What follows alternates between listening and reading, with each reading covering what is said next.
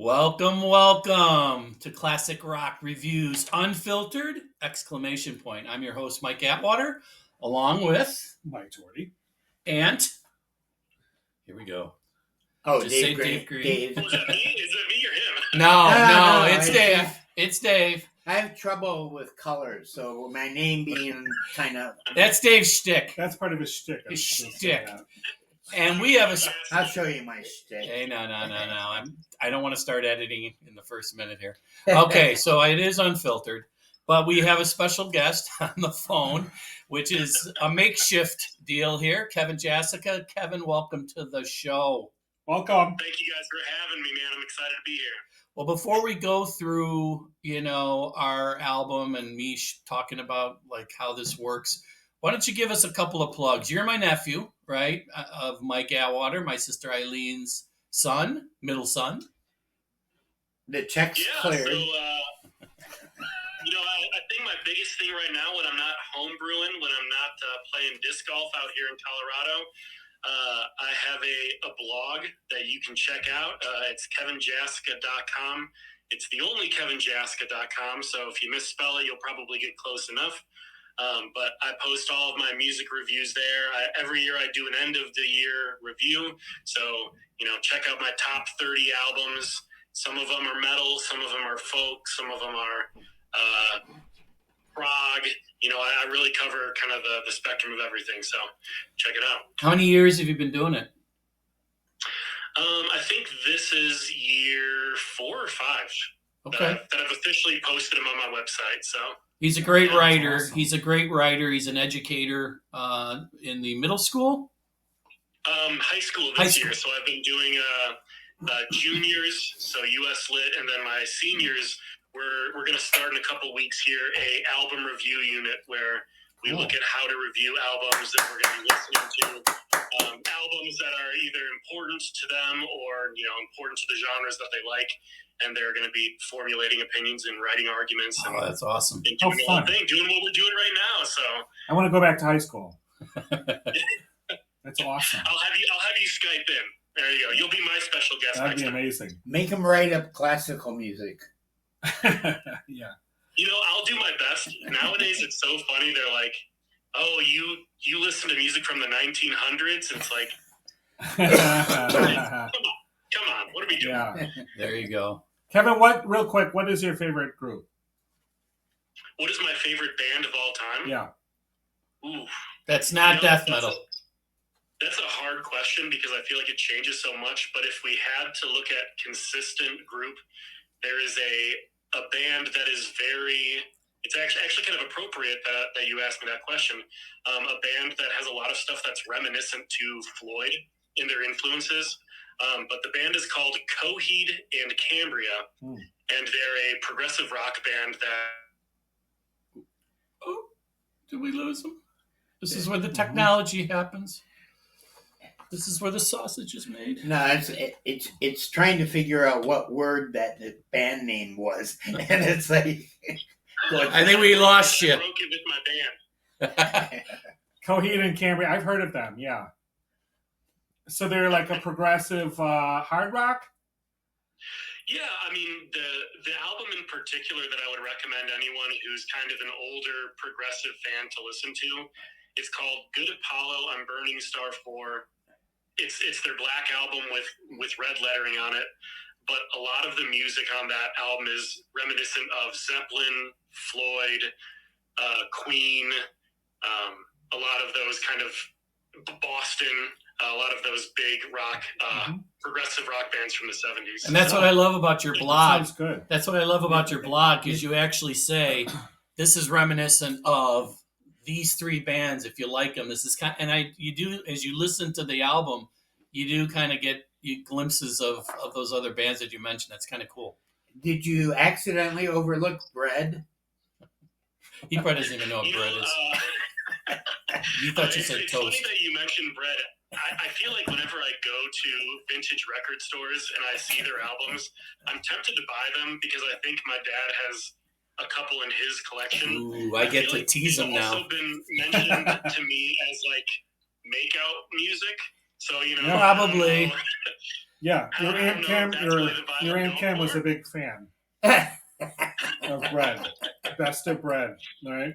We might even, as an addition to our podcast, we might add them as a emphasized, group that we're going to do while drunk. Yeah. I'll probably Well, edit this, but they'll all be in wheelchairs behind us, but well, listen. So again, thank you for joining. Is there anything else you want to plug quickly? You're brewmasting. No, you're good. I mean, like I dabble in homebrew, but yeah, the websites, that's especially as a music lover, if you're interested in kind of viewing how modern albums are still being impacted by a lot of the older albums that I actually grew up influenced by myself. Through my dad and through my mom, you should check out the blog. I won't say that they're all winners for everyone. If it says death metal and you don't like metal, you might not want to listen to those. But yeah, why don't you? What's the website again? KevinJassica.com. It might also pop up as the word in the song, but KevinJassica.com is the easy way to find it. Awesome, excellent. All right, well, let's get right down to it. As you probably know, this is going to be Pink Floyd, and we are very excited to do this group. So just to give the viewer what we kind of do is we will pick a group, and we've got like 150 stable of groups to do, and we'll pick that group, and we'll each pick an album. Doesn't have to be our favorite. and they're waiting outside. And they're waiting outside, as Dave said, and you just pick your top 4 songs, your 4th favorite all the way down to your 1st favorite. And we talk about it. You talk about life experiences. Maybe you listen to this group at a certain time in your life, what it meant to you. So there's stories that can be talked about. You could talk about the song, the lyrics, whatever floats your boat. And what we'll do, though, to the albums, because this is such a great rock legend, we're going to go through their discography of all the albums that we're not choosing first. Just kind of give a brief summary. And I knew Mike Doherty would come in, would have virtually all the albums and CDs. So we're going to kind of go through that first. But let's kind of pick our albums. So this was Dave Green's pick. Pink Floyd, one of his favorite artists of all time. So Dave, what did you pick? I picked the vinyl cut, which was came out in my senior year in high school, and it's definitely a Roger Water-ish kind of thing, but there was something about it that just it brought the story to an end. It was like, the father finally comes back in the picture, the damage of the war to England and so forth, and then the breakup of the band. Yeah, exactly. I picked Dark Side of the Moon, and we'll talk about that. And Mike? I picked Animals. And KJ, what did you talk? Wish You Were Here. Awesome. So what we're going to do to start off, I guess this is the first question. Would you guys consider this the greatest progressive band from the 60s and 70s of all time? I can't think of anyone. Oh, I'll give you some albums, my friend. Later. My friend. My friend. I don't know. To be honest with you, I'm not sure that I classify Pink Floyd as a progressive band. I don't really feel like that they fit that genre. But I know that is an argument, because I watch a lot of videos on YouTube on Pink Floyd, and that's often argued. Like, are they a progressive band, or are they just, are they not? They're now. It's hard to say. I mean, they don't fit. To me, they don't really fit that kind of progressive kind of thing, like a King Crimson or a Jethro Tull or Is psychedelic considered in the psychedelic? Is that progressive though? Because I would argue that it is progressive. It takes experience. I'm saying it's progressive-ish. Okay, I'm saying it's progressive-ish. Right, I would say Yes is probably the most progressive band, and maybe like King Crimson is even a little bit more progressive in kind of a less uh, popular kind of way. You know what I mean? Progressive in the way that sometimes progressive music can get like really out there, and then it becomes so progressive that you don't even want to listen to it so much. You know what I mean? Because it gets like so like progressive, like maybe like Yes from like Topographic Oceans or something like that, and definitely King Crimson gets a little noisy to me personally. I don't feel like Pink Floyd ever um, got to that point where it gets like so like complicated and so many different changes There was something cohesive. time changes and all that stuff, because the engineering seemed consistent, all the way through. It was like, listening to Final Cut, you hear the kind of background noises, the same thing you hear on the wall, and sure. Yeah, Yes, there's that. Yeah, we've had this. We've had this conversation before, Kevin, about progressive and what it means. It's such a, does it mean a 23-minute song? I mean, if it does, well, Pink Floyd had at least two of them, if not. So if it's long, lengthy pieces, then perhaps. Is it as complex as Yes and King Crimson? Probably not. And then maybe that's to Mike's point. Well, I mean, what do you think? Well, and that's that's one of the interesting conversations that is like happening right now in progressive music. Is this conversation of what is the definition of progressive? Because at this point, you have these artists like Steven Wilson and Frost and Coheed and Cambria who are referencing the sounds of progressive music from like the 60s, 70s, and even a little bit of the 80s. Is that progressive, or by definition, is progressive as a genre something that is pushing rock and metal and music forward? And I really liked your comment about, is Pink Floyd progressive, or is it more of like a psychedelic band? And I just, it's kind of hard, right? Do we define progressive, to your point, as something that it's just long and so therefore it's progressive? Do we define progressive as it goes through movements? Because in that case, if we look at, Shine On You Crazy Diamond, parts 1 through 5 and then 6 through 10, well, technically it's going through these different movements, although to your point, it is also maybe more cohesive than something as chaotic as King Crimson or Gentle Giant or Camel. Yeah. In terms of your original question, is Pink Floyd the most important progressive band? I think in my mind, I gravitate more towards like a King Crimson because of how they have sort of influenced a lot of the bands that are progressive nowadays. Haken, Dream Theater. But at the same time, I would say that Pink Floyd, in my mind, is one of the most important bands of all time, period.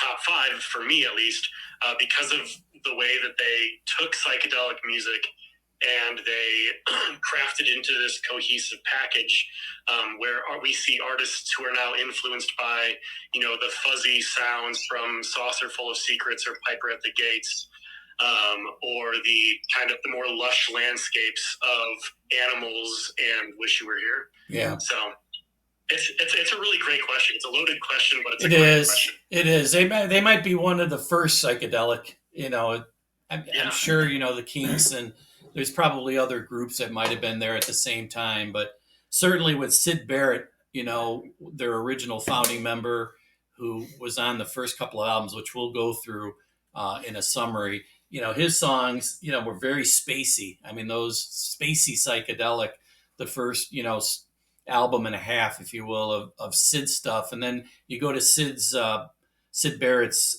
solo work, and it's a little more childlike, 2-3 minute songs. You know what I mean? If you ever do listen to some of his his albums in the, I think in 70, I think he had an album, and might have had one in 69. There were 2 albums that actually I think the members of Pink Floyd produced and tried to get them out for him to get those songs out. Yeah. So the members. We'll talk about the members. Mike, why don't you kind of tell us the members of Pink Floyd? Okay. All right. So Nick Mason is the drummer. Rick Wright is the keyboardist and sometimes singer. Dave Gilmour. Lead guitar.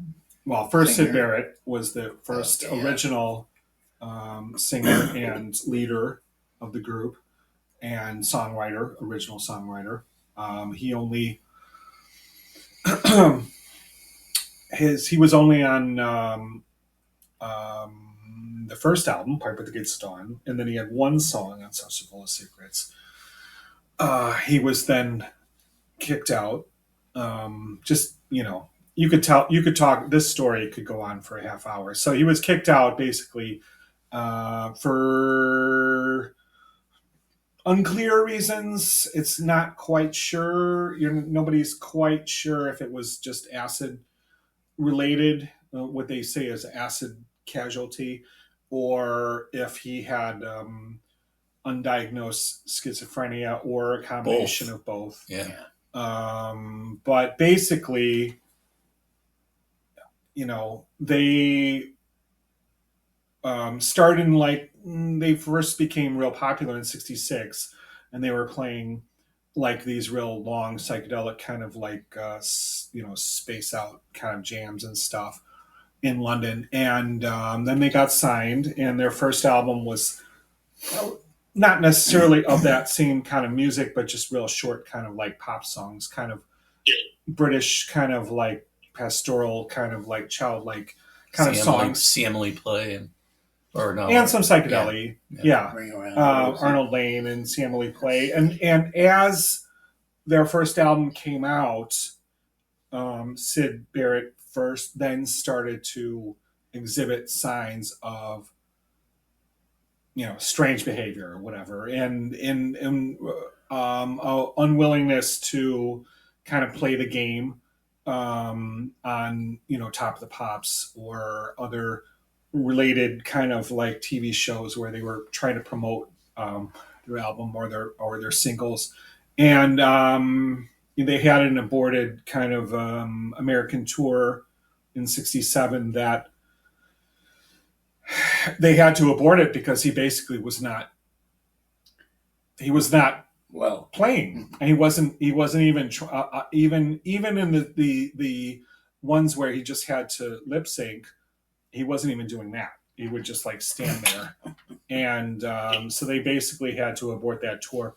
They came back to England and tried to regroup. They brought in Dave Gilmour, who was a childhood friend of Sid Barrett and an acquaintance of Roger Waters from Cambridge. And he basically became their, I guess they played the insurance policy. Yeah.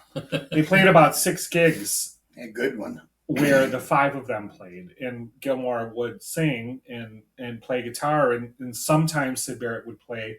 Sometimes he would just stand there. They basically just kind of, the story goes that just one day they decided not to pick him up for the gig. And so he was kind of, that was it. And he was out. And so then they, Gilmour became their lead singer and lead guitarist. And, they kind of flailed around. I can jump in here just real quick. Sorry, I hate to interrupt your train of thought here. But I think that's one of the really interesting things about Pink Floyd is like the myth of Sid Barrett is so like intertwined with all of their music. Like, and it's this really interesting band mythology where even a casual listener inevitably comes across the story of this, this troubled singer who lost his mind to psychedelics or overindulged or however you want to turn it. And that story, that mythology has really woven its way into almost every single one of their albums, like Saucer Full of Secrets. You can't walk away from it without people talking about how his, the only song credited to him is the last song in the album, or how, Wish You Were Here is about, well, we'll talk about some of those things later, but I find him such a fascinating figure and one that is for being a band member who's only part of 2 albums, really. His legacy is just—it's amazing. His legacy just lives on, especially when they didn't even. Well, we'll go through on "Wish You Were Here" that he was unrecognizable at one point in one of the sessions, but we'll go through that. Well, maybe what we'll do. So we got Mason on drums. Their keyboardist Rick Wright. So those are the 5 guys, and we didn't mention Roger Waters. So who? So, who's he? No, so real quick, he mentions himself. Roger Waters. Yeah, Roger Waters became the main songwriter of the band, original main lyricist of the band, and eventually through the 70s, his kind of influence kind of took over more and more. And, much to and we talk about that stuff later, but his influence became greater and greater, and the other members of the bands, their influence became smaller and smaller. So, but amazing. I love Roger Waters. He seems kind of like a real prickly kind of personality. However, you cannot deny his talent and his songwriting ability and his vision. So yeah, that's basically, those are the 5 members of Pink Floyd. And okay, do we want to start with the talking about each of the albums? Do you have anything to add, Kevin, before we go through the summary of the albums? I have a really prickly question, but I don't know if it's one that we want to dive into now or one we want to dive into later. We love prickly questions. I mean, if you want me to throw it out here now, absolutely. If it's related to one of our albums, we could wait. If not, if it's just in a general prickly question, please prick away. Well, I know. So we have someone who's talking about the final cut here. We don't have anyone who's talking about truly Pink Floyd post Waters. Do you prefer Gilmour or Waters as songwriters? As songwriters, so melodies, Gilmour. Yeah. So lyrics. If we look at the Wall and the final cut as kind of the Waters, really Waters, like he was fully contributing to the band versus something like the Division Bell. Where do we stand? Are we?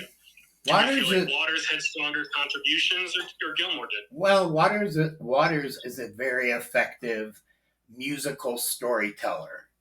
So when you listen to The Wall, that whole kind of build up of The Wall and drugs, women, the trial, it builds fantastically, and when you're done, you're like, wow. Yeah, I like Gilmour's melodies, and I've listened to some of his solo stuff. They're very melodic. Are the lyrics good? No, I don't know.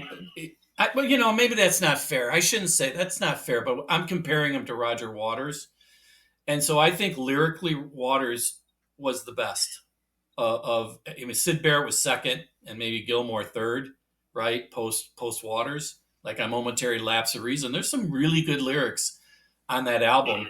But melodically, I love Gilmour, and I love his voice much better than Roger Waters' voice and melody. But then again, having said that, there's a lot of incredible melody on The Wall that I look at the song composition, it's Roger Waters, and it's fantastic. But if you ask me, David Gilmour, for me, musically is better. Melodically. Sure. I think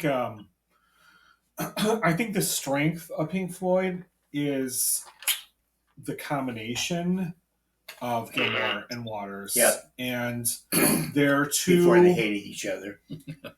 Although on Dark Side of the Moon there was kind of equal contribution if you look at the songwriting credits between the 4 of them. Mm-hmm. And on Wish You Were Here, maybe not Mason, but the Wright and Waters and Gilmour were the 3 main songwriters on that album. I mean, Rick write mostly just with the keyboard parts and everything, which is such a huge part of that album. Now, when you go to Animals, it's only Waters, and then Gilmour is only a songwriting credit on Dogs. And then even it gets less so on The Wall. Although he has some great contributions on that album, with Comfortably Numb and Run Like Hell, for example. But to me, I think that their biggest strength is when they were able to work together. And I think that they both suffered without each other. And I think Momentary Lapse of Reason, although it's a pretty good album, I think it suffers with the lack of Waters. And I think that Waters' solo albums definitely suffer without Dave Gilmour's musical contributions, not lyrics, but just the music. I think that the two of them, are Pink Floyd, and not to diminish Mason or Wright, but I think Gilmour and Waters are Pink Floyd. I really do. That's just my opinion. And I like Momentary Lapse of Reason, and I like Division Bell, and I like some of Roger Waters' solo albums, but I think they suffer because they are not combined. Their talents are not combined on those. What about you, Dave?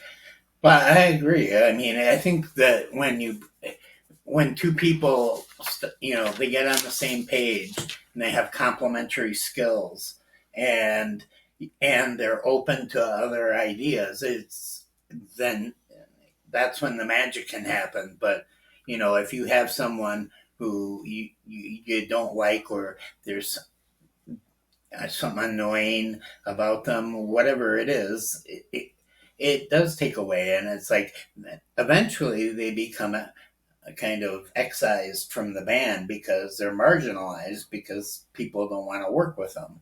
It's not that different in the workplace in that regard, in the recording studio. And it's incredible as how bad it kind of diminished, starting right after Dark Side. They still got The Wall out. I mean, it's another they arguably have two masterpieces at least in that regard. What about you, Kevin? What do you think? Who do you gravitate towards? It's really hard because the right answer is that they are both such strong songwriters, and they both have such a specific niche that they fill that to say that one is better than the other it's an unfair question. I kind of threw you guys a little bit of a screwball there. There's no wrong answer. There's no wrong answer. I would say in general, like when I look at The Wall, it's hands down that's probably maybe my favorite Pink Floyd album. And there are so many moments where Roger Waters just displays his genius as a songwriter and just as a visionary, coming up with these concepts and bringing them to the band through, from Dark Side to Wish You Were Here to the Animals. So it's easy for me to say I think Roger Waters is where I lean, but again, Gilmour has a lot of brilliant things that he does and contributes. And also, if we look at Roger Waters completely decimating Dark Side of the Moon last year with his Redux, that sometimes that might level the argument a little bit away from Waters. But in general, I think as I was going through this week and looking at songwriting credits, I kept seeing Waters on some of my favorite songs. So yeah, I think I might be Team Waters. I think so. I think at the end of the day, and he's not only creative lyrically, but visually, right? With the whole pig, and you have to, and this is a group that has to have the background, because if they never had the background and you just had the music, particularly early on, you'd have had four people. Well, you'd have four people sitting there playing, not doing anything. They needed that extra visionary stuff to kind of bring it all to the forefront. Okay, so what we're going to do is, before we kind of go into our own albums here, we're going to give a little bit of a chronological order summary of this great band's discography, starting from the very first album. So I'm going to kind of let Mike Doherty kind of do his quick summary, like Boomer from ESPN. You can do the fastest 20 minutes in rock. So hold I don't on know a if second. that's possible. Yes, it is. It is. Okay. All right. All right, so the first album we're going to do is 1967, their eponymous album, Piper at the Gates of Dawn. This is with Syd Barrett, but no David Gilmour. Okay, Mike. Perfect. He's there. He's Great album backing cover. everyone. Personally, I'm not a fan of this album, but a lot of people really are. I'm not really into the Syd Barrett era. I like Arnold Lane, and I like Sam Lee play, but this album I'm not really a fan of. Although the album cover is awesome, so but as I think Nick Mason said on one of the videos that I watched, he said if it wasn't for Syd Barrett, there wouldn't be no Pink Floyd. So you got to give him that. I love Interstellar Overdrive, which is their 9-minute song, space, cosmic space song that they played a lot in gigs. But that song, I really do like it. And that's one of Syd's really far out ones, as opposed to his childlike songs that I think on his, on his solo albums. But anyway, Piper at the Gates of Dawn is 67. The next one in 1968, Saucer Full of Secrets. This is full-on cosmic space rock. This album I like a lot more. It has some really good songs on it. Overall, I don't think the album's great, but the song "Let There Be More Light" I like. "Set the Controls for the Heart of the Sun" is an amazing song. "Remember a Day" is pretty good too. It has elements of kind of the beginnings of what you might consider like the Pink Floyd sound. It has, especially "Set the Controls for the Heart of the Sun." I think that is, I think the band feels that way too. That was like the first song, the post Barrett, where they started to find themselves a little bit. But it took them a few more albums to get to that point. And on this album, the only song that all 5 of them are actually on is the "Set the Controls for the Heart of the Sun." They're all on this. This is the only song in which I think all 5 of them are actually on it. But yeah, this is where Syd deteriorated, right? This is the point where he's only got like 3 songs. His own is Jug Band Blues. Thank you. But there's a couple other songs that he is credited on. But by and large, this is where David Gilmour is pretty much full on, at least on the album. Anything? Well, it's really fascinating for me to listen to this album because recently I've been getting into a lot of these Australian psych rock bands like King Gizzard and the Lizard Wizard and Tame Impala and the Psychedelic Porn Crumpets, and you can hear so much of their influence. I know the band names are crazy, but what is psych rock?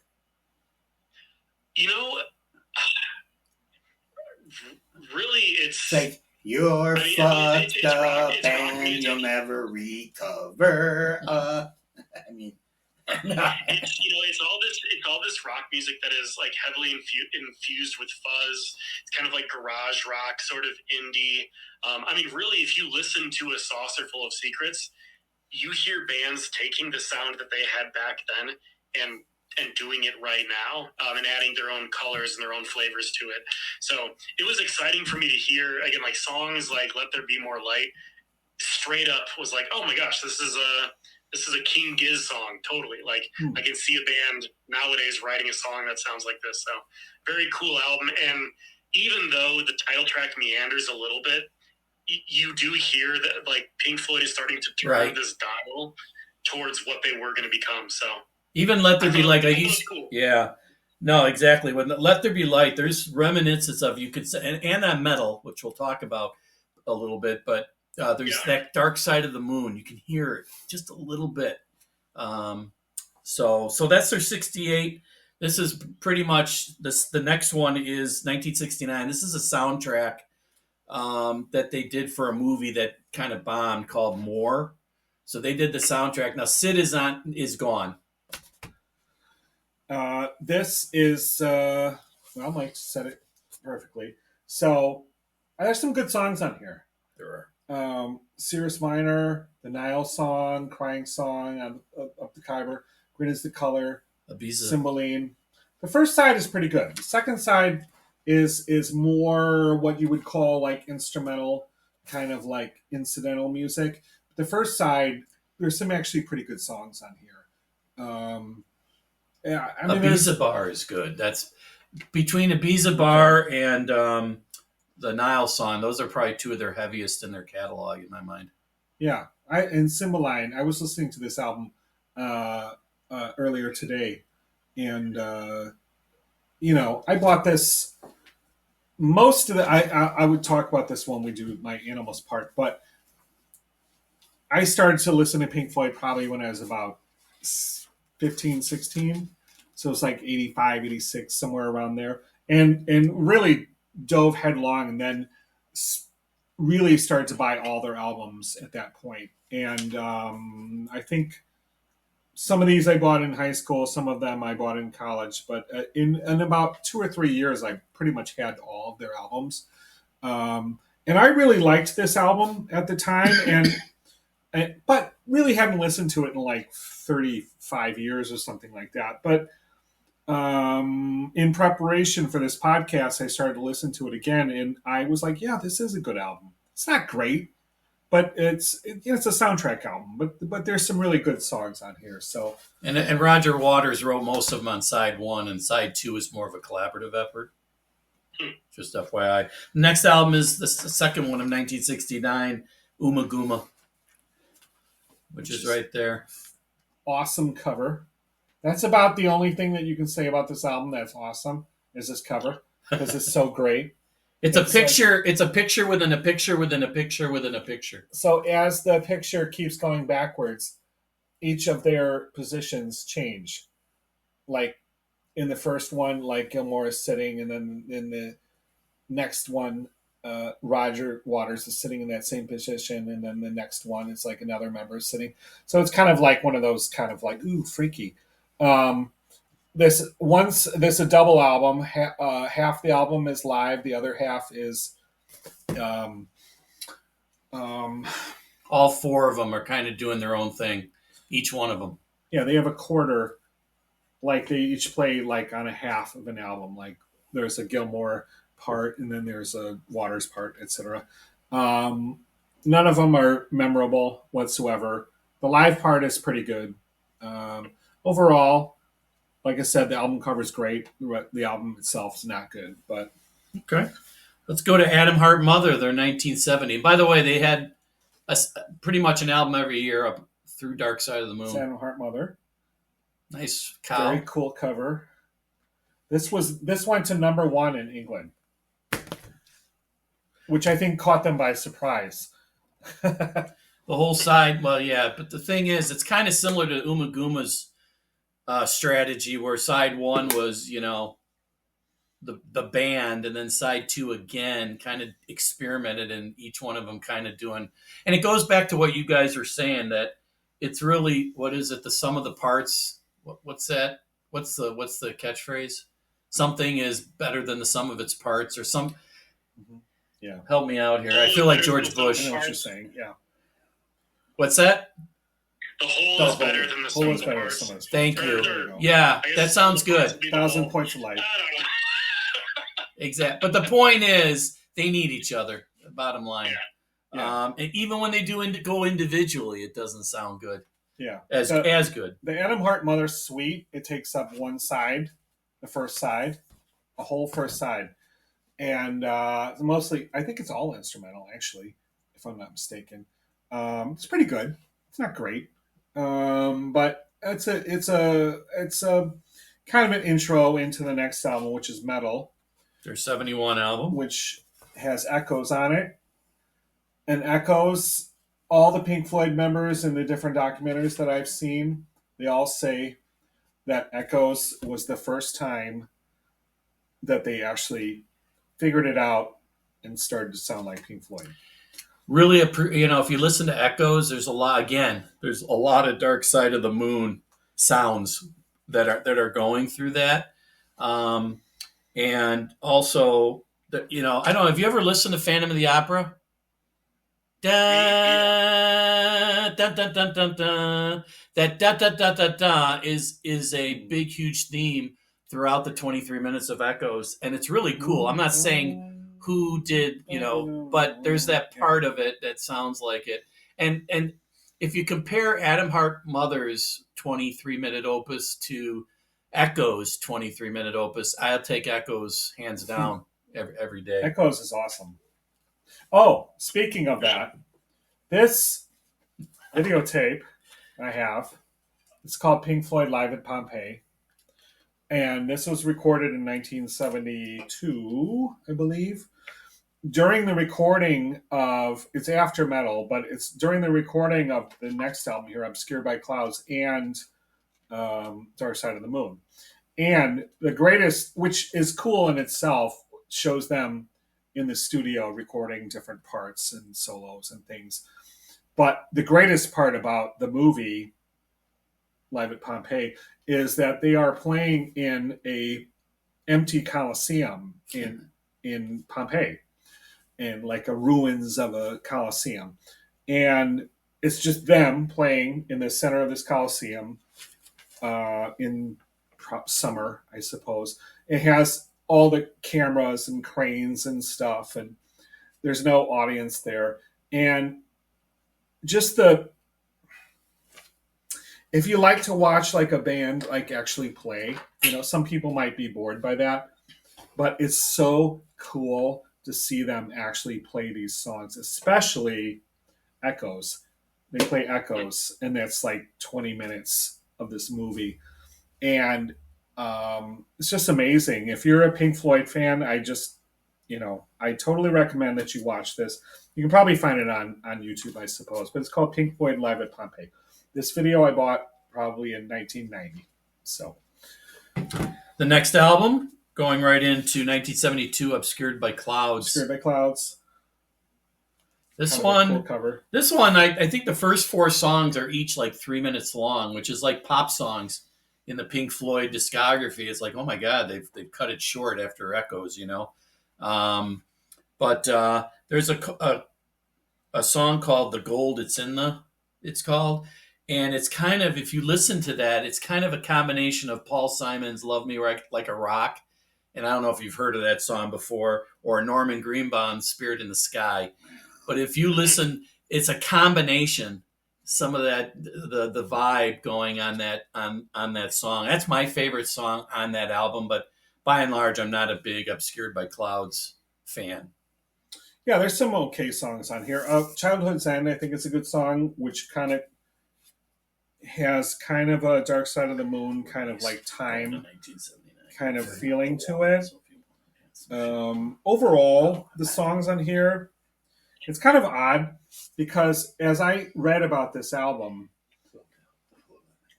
this was a soundtrack to a movie called La Vallée, like the Valley, and it's the same director as the soundtrack to the album More. So Barbet, I think his last name is. Apparently, they took a 2 or 3 week break during the recording of Dark Side of the Moon to record the songs for this album. And really, none of these songs sound anything like Dark Side of the Moon, which I find odd.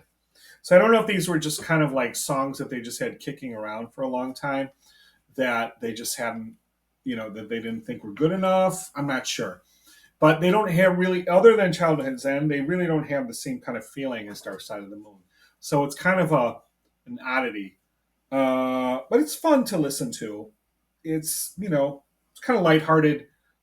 Especially as compared to Dark Side of the Moon, which, began their kind of foray into the real serious kind of like somber kind of subjects and everything like that, All right, well, we're going to skip to 1979 and The Wall, since we're doing the next 3 albums. All right. The Wall. Here it is. Very plain Jane. There it is. Actually, I had it upside down. Can you tell?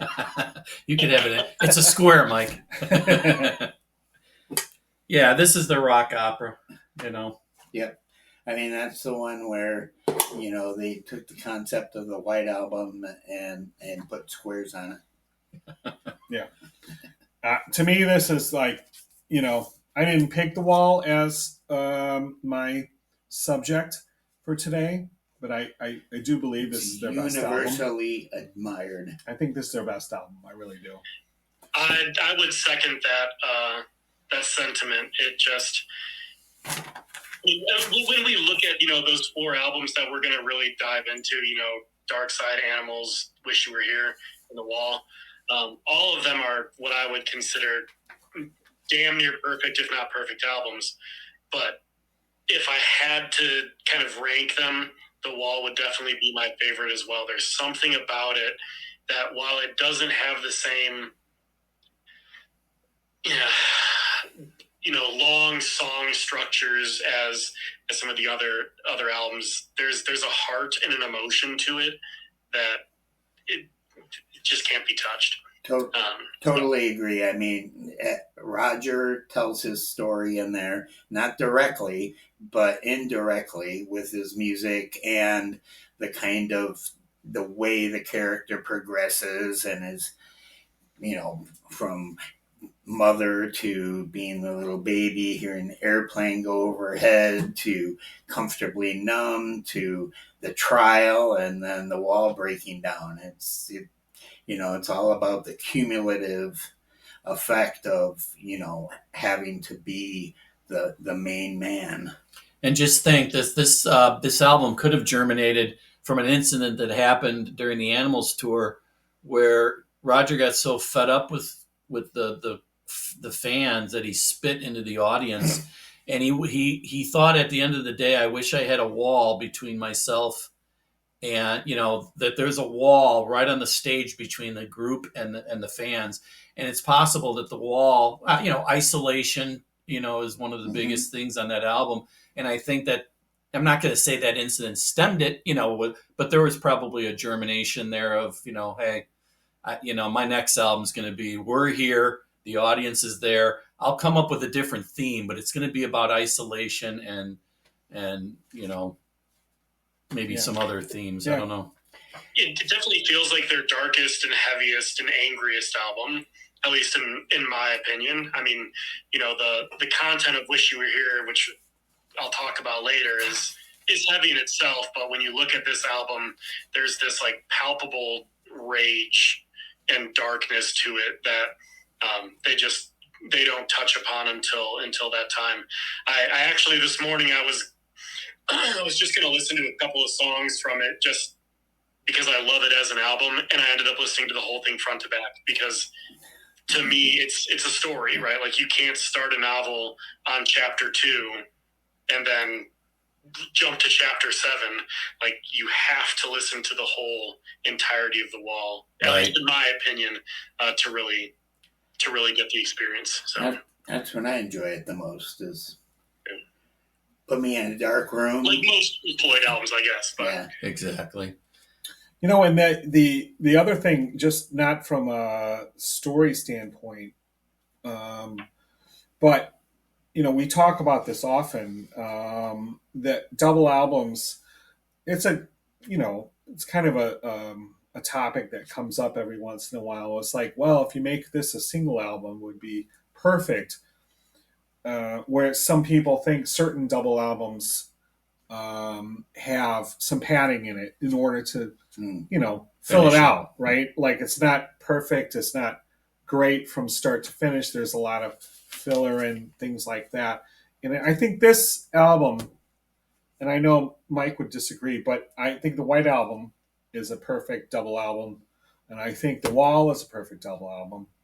And I would be very hard-pressed to think of any other perfect double albums that I would say didn't suffer from having filler in there to pad it out, Even Grease. Even the Grease album, I know. Soundtrack to Grease. Come on. I know. It was hard because I love Grease so much, but I had to like draw the line somewhere. So. Well, and when I look at The Wall, just like the track listing people could perhaps argue that side 3 with "Is There Anybody Out There," Vera, "Bring the Boys Back Home," people could say that, oh, well, those songs just kind of, do we really need them? And I would argue that yes, like the whole album, it's all about atmosphere. And without those songs where you're kind of delving into Pink's psyche and his insanity, it would not feel as epic or as fleshed out of a story. Yeah, and they're good songs too. too. Actually, my favorite of the whole album, actually, because of just how weird it starts to get in that part. And those are good songs, also, though. Vera and "Bring the Boys Back Home," and those are great songs. Those are not songs where you're like, I'm going to skip these songs. They're good songs. Yeah. And that trial, I still love it, even by itself, because it's just so effective at summing up what he's been trying to say, and then being judged for it, and has to, the wall crumbles, and we don't know what happens next, except that Pink Floyd breaks up. Yeah, there we go. That's a good transition right there. Yeah. All right. But Waters was pretty much in charge of that album, and coming into this album, the '83 Final Cut might as well be a Roger Waters solo album, as far as I'm concerned.